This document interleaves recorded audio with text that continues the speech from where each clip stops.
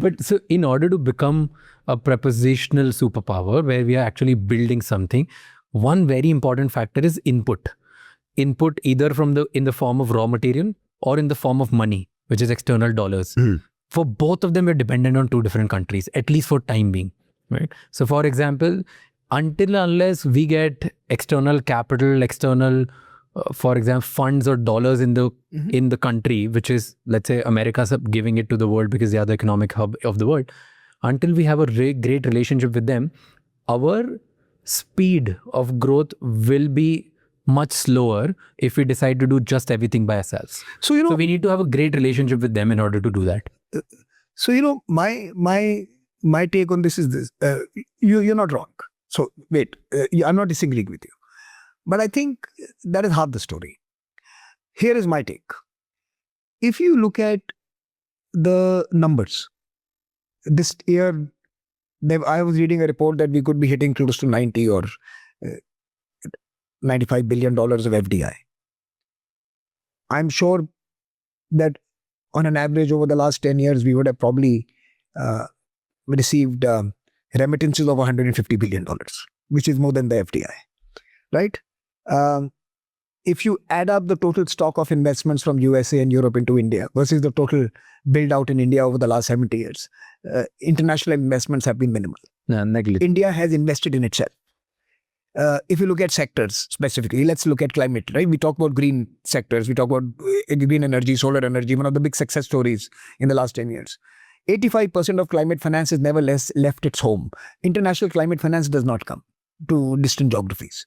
India's climate revolution, the green revolution, is happening on India's own accords, right? Our surpluses, our reserves, our investable capital is investing in India's green future.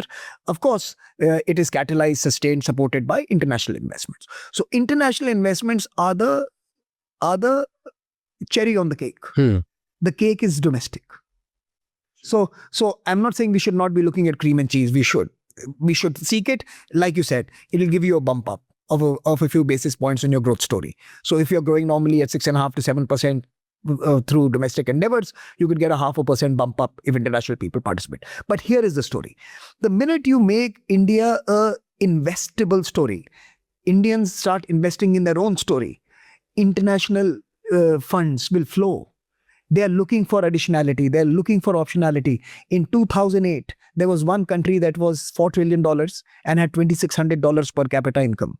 In the next 10 years, that country was to become the preferred trading partner for over 100 countries. It was in the middle of that journey of 10 years, it bailed out Greece and some European countries as well.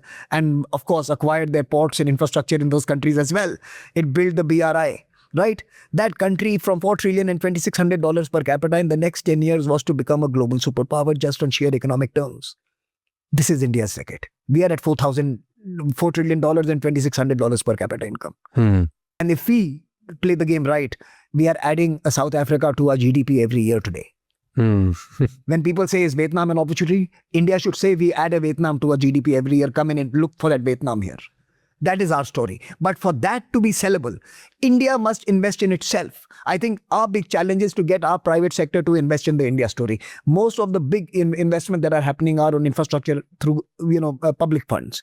We need to get private funds, private capital coming in. We need we need the animal spirit of 100 Ambanis and Adanis investing into the country.